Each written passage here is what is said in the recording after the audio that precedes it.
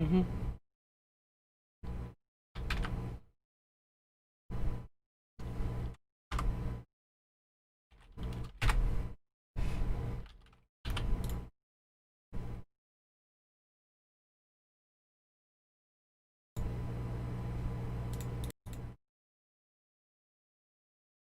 Okay.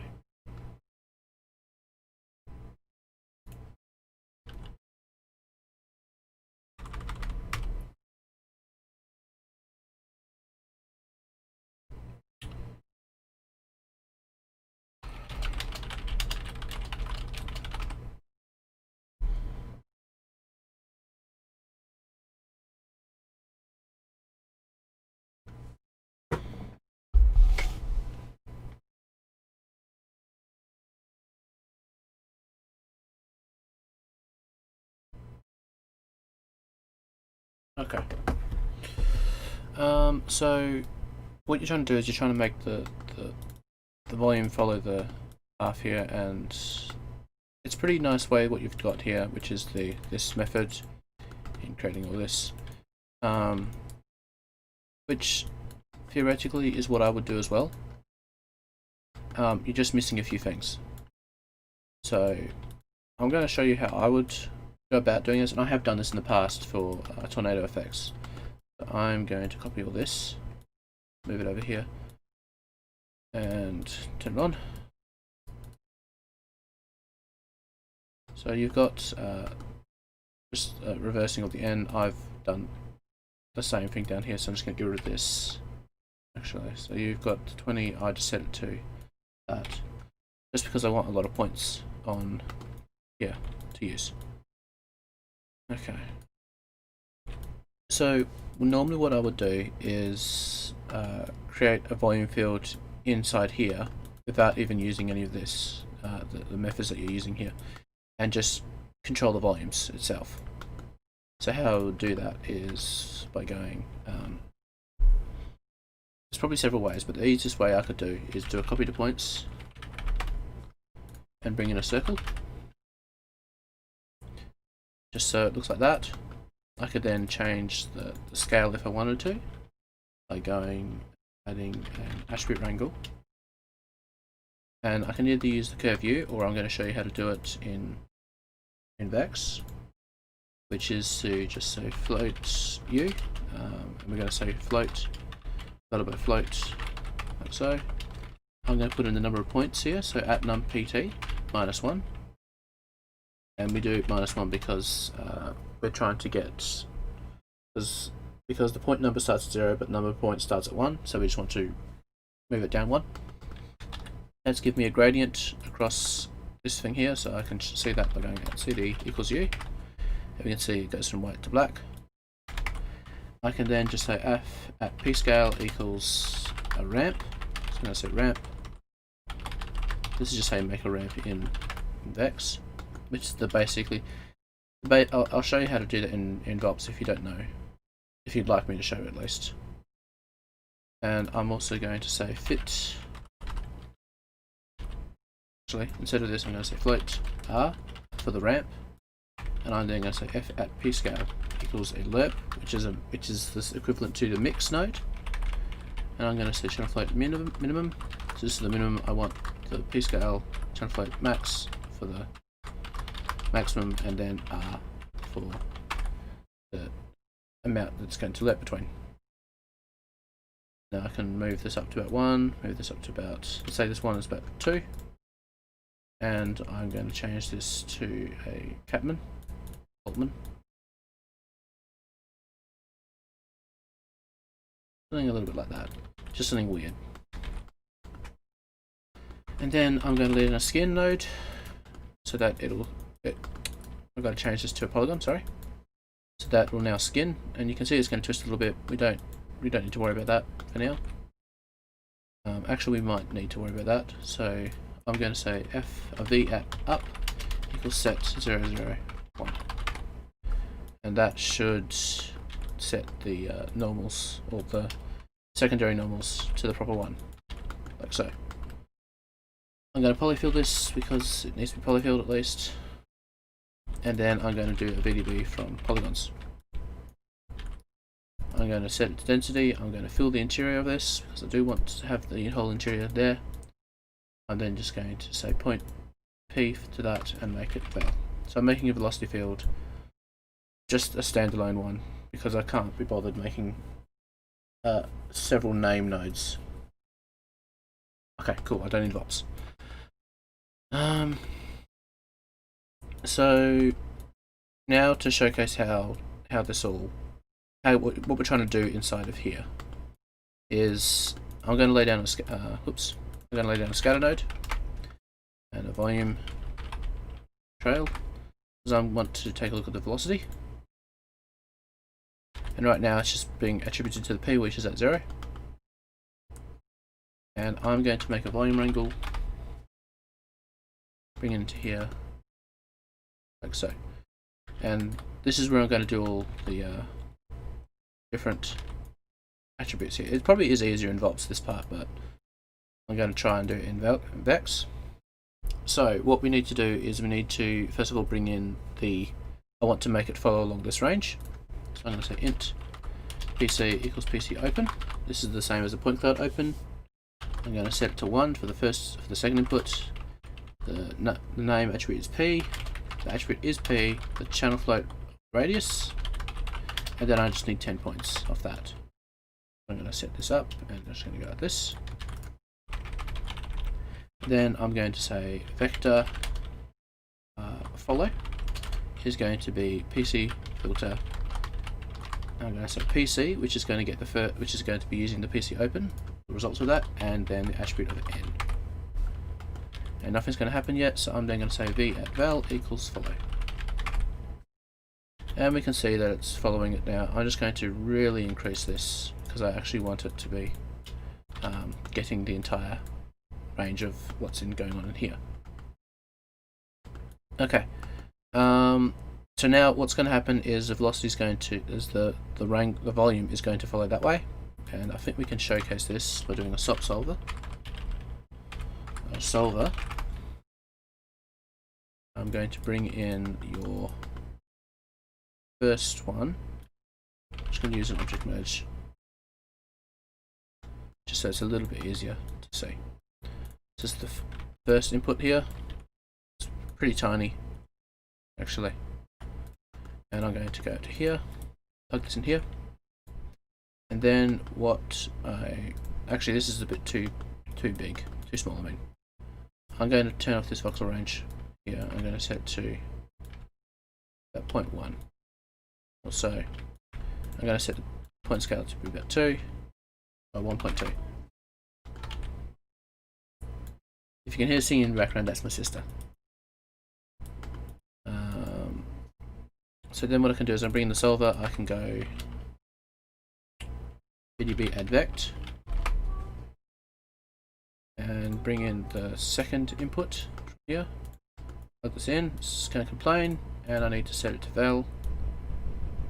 And I don't think it's going to do anything just yet. So it's going the wrong way. That much we know. So we need to just reverse this, which I could just do here. So I'm going to say v at, actually I better not reverse it because it's going this way here, so I can reverse it up here.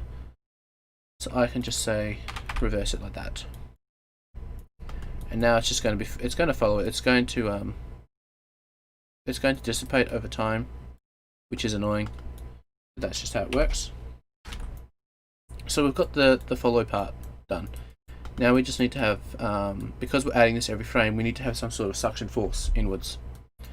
And the way we can do that is we can use, I'm going to get the position, this one, so I'm going to get the position of the second input. I'm going to get the P attribute, and what I can do now is I'm going to turn this off.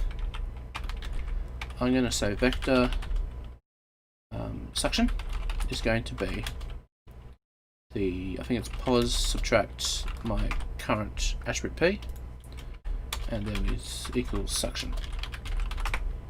It's the wrong way around. So it's at P minus pos.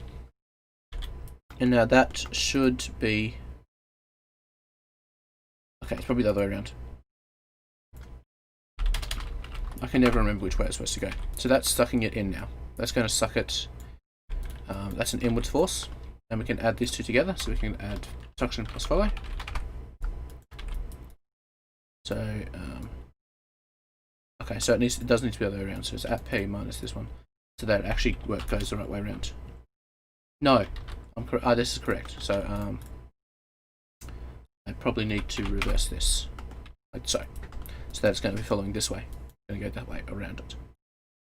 So that's getting this. It's going to follow this now. There is a third thing that I'm going to show you in a minute, but for now let's just try this out. So we've got a volume rasterize, pyro source. I'm going to keep this pyro source here. I'm just going to bring this down just a bit to what you had it about there. I am going to also set a null. So I'm going to call this out master val.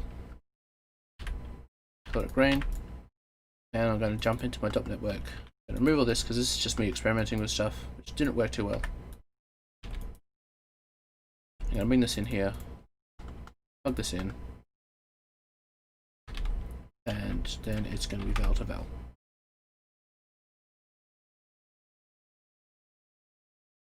So it's trying its best to work. It's not working too greatly. So you really need to like adjust the just how much it's adding to it. You can see some of the smoke actually gets outside of the volume wrangle there.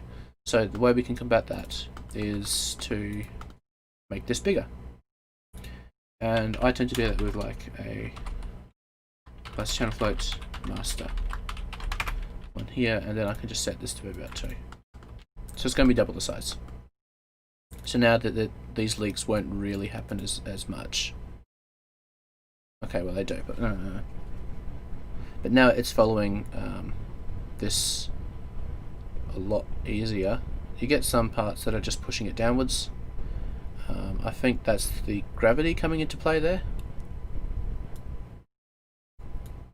And it could also, I'm hoping it's not actually pushing it outwards. So let's just try that. Let's just try reversing this suction part here. And it's at P minus pos.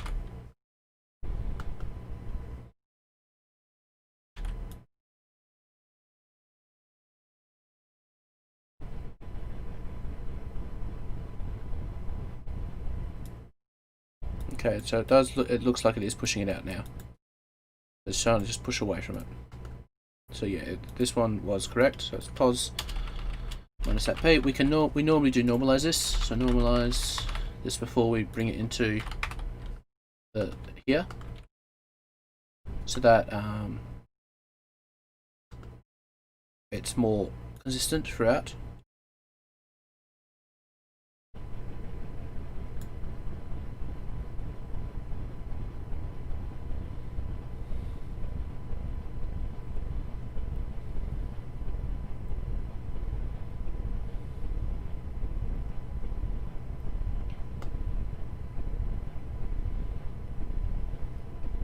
I think this might be a leak there, so I'm just going to check that, where that's coming from.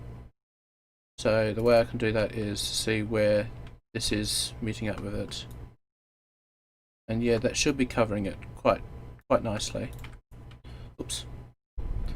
I'm going to just dive inside here again.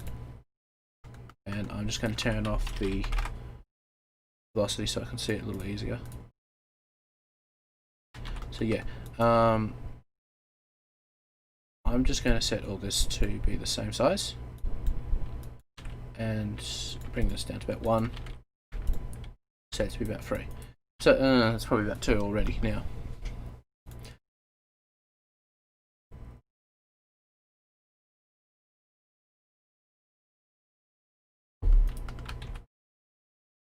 If you wanted to follow as a curve to a certain point, you can use the curve U attribute that we've made. So it's following like that. It's not following greatly. So if we really wanted it to follow a lot better, we would go to here and we'd set custom multiplies on this. So I'd say channel float follow mult, and this one's going to be suction. And then I can set this to be 1, this to be about 2. So it's going to try and stick a little bit more into the middle, or just around the edges, really. If you want to follow it to a certain point, then another method you could use, as I said, as the curve U. Actually, that we've got all this U thing here. We've already got a curve U though, so I'm going to use that. And what I'm going to do is I'm going to say float U is PC filter PC, and I'm going to say curve U. And then I can put this into a ramp, so float R equals channel ramp by U. And then this ramp can just multiply against the this R that we're making here. Now I can bring that right up, or I can bring it around the other way around. So something like that. One extra thing that you can use, or can do at least, is add a vortex, which I will show you quickly. It is quite nice to do. I'm hoping it's the right one I'm thinking of, to be honest. So let me just quickly remind myself what that was from.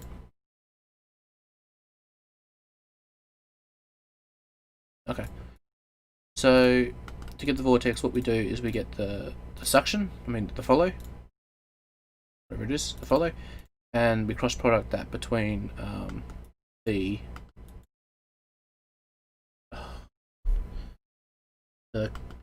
N that we're getting. So I'm just going to get rid of this for now and get rid of this. So I'm going to get the vector of, so I'm just going to split all these up into their different sections. So these are all getting the PC filter section, so I'm going to say get the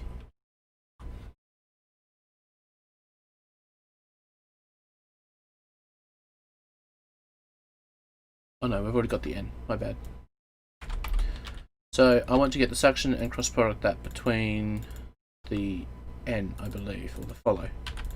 So if I say v at val equals the cross product of follow and the suction, then we're going to get like this spiraling gradient as we go.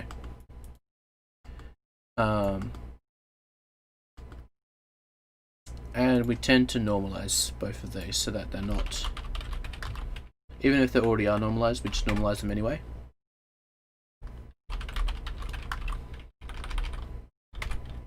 And this is just added to this part here as well.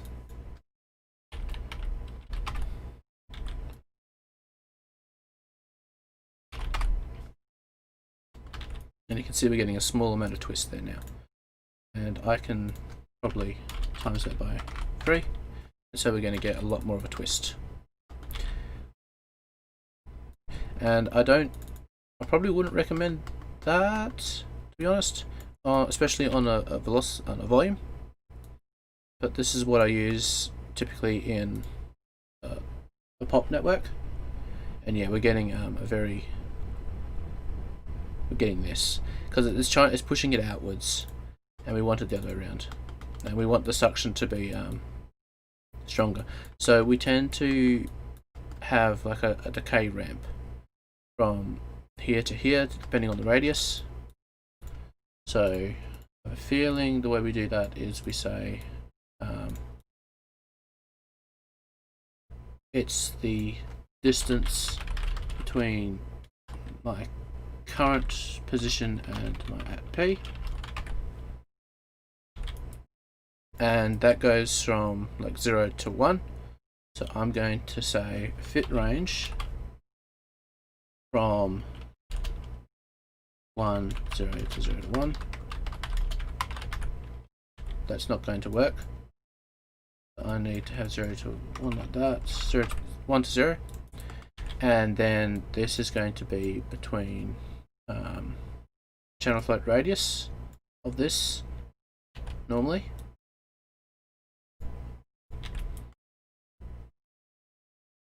So that's this thing here, and we can actually ramp this as well, but with a different name than ramp. So ramp cross, and then we can say the closer you are in, sort of thing, the stronger this part is, or the further away it is, something like that. So we want it to swirl just a little bit around the middle, but not too much. And I have no idea if this is going to work anyway. We're getting something weird.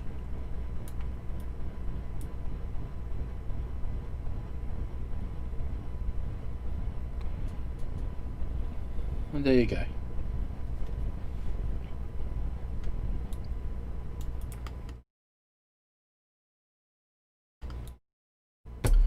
Hopefully that answered all your questions.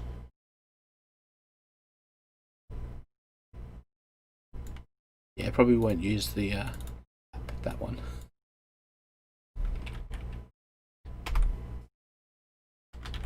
Okay, good luck with the meeting. Have fun.